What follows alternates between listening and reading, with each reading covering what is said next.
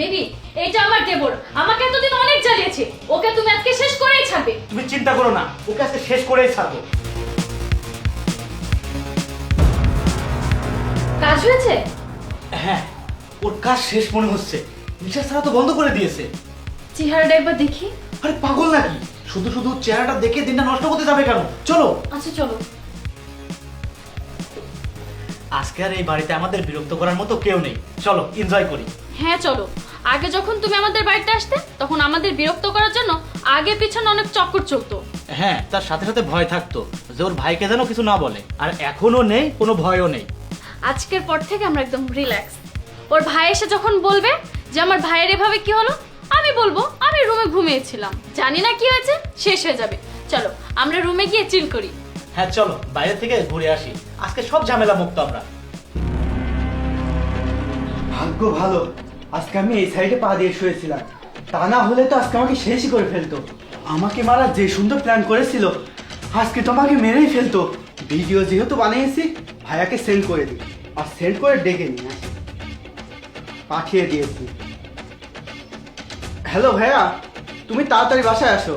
কেন ভাই, কি হয়েছে? বাড়িতে যাবো কেন? আমি তোমাকে একটা ভিডিও পাঠিয়েছি, ভিডিওটা আগে দেখো। তুমি আমাকে ভিডিও পাঠিয়েছো? হ্যাঁ, আচ্ছা ঠিক আছে, আমি দেখছি। বালিশ নিয়ে সামিয়ার সাথে দাঁড়িয়ে এই ছেলেটাকে, আর ওরা বালিশ চাপা দিয়ে আমার ভাইকে মেরে ফেলার চেষ্টা করছে। না না, আর দেরি করা যাবে না, আমাকে এক্ষুনি বাড়িতে যেতে হবে। হে আল্লাহ, ভাইয়া কখন আসবে?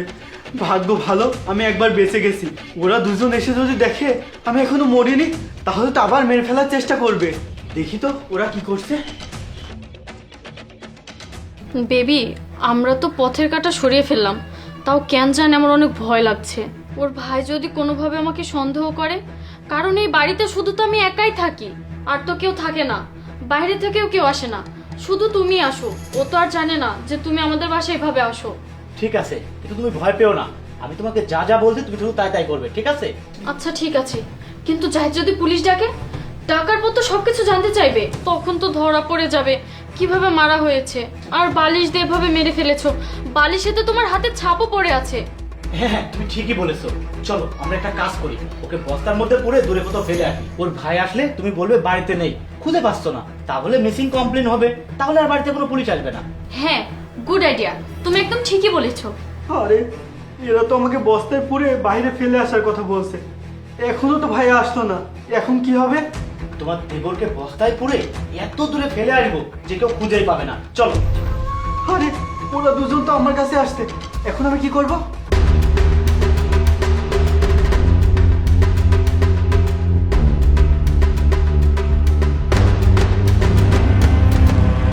এই যে ওকে ধরো আর তোলো। আর বস্তা কোথায়? বস্তা তো স্টোর রুমে আছে, এক কাজ করো, ওকে তুলে নিয়ে গিয়ে স্টোর রুমে চলো, তারপর ওখানে বস্তা করে পরে ওকে ফেলে দিয়ে আসবো। হ্যাঁ চলো।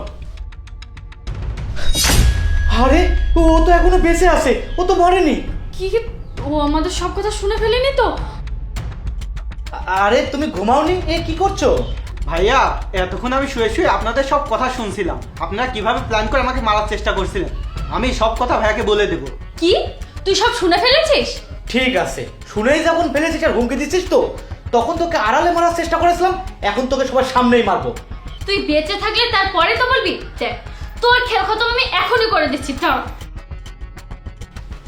1 মিনিট সামিয়া,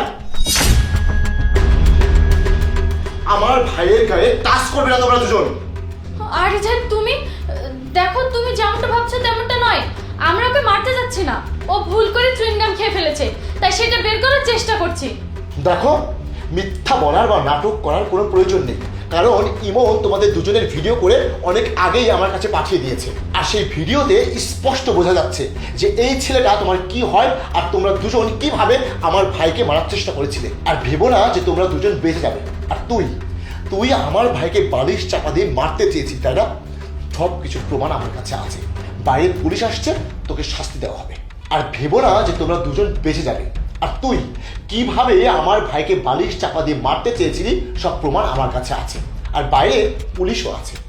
না না ভাইয়া, আমার কোনো দোষ নেই, সব দোষ আপনার বইয়ের। আপনার বই আমাকে বলেছিল রাস্তা থেকে কাটা দূর করতে।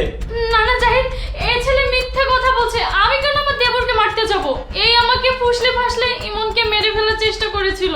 আমাকে তো বলেছিল আগে ইমনকে মেরে ফেলি, তারপর তোমার স্বামীকে মেরে ফেলবো, তারপরে প্রপার্টি সব আমাদের হয়ে যাবে। না না ভাইয়া, ও মিথ্যা কথা বলছে। এই এখন স্বামী চলে এসেছে, তাই সব দোষ আমার ঘাড়ে চাপাতে যাচ্ছ। 1 মিনিট, তোদের দুজনের আর কোনো সাফাই আমি শুনতে চাচ্ছি না। তোরা দুজন এক্ষুনি থানায় যাবি, আর থানায় গিয়ে যা বলা তাই বলবি। সরি ভাইয়া, মাফ করে দিন। আরে ভাই যা তো। আর সামিয়া তুইও যা, তোকে কি আলাদা করে ইনভাইটেশন পাঠাতে হবে না? জাহিদ প্লিজ তুমি আমাকে ক্ষমা করে দাও, আজকে পর থেকে এমনটা কখনো করবো না। এই আমার এই ভাইটা যদি মরে যায় তাহলে আমি তো একা হয়ে যাবো।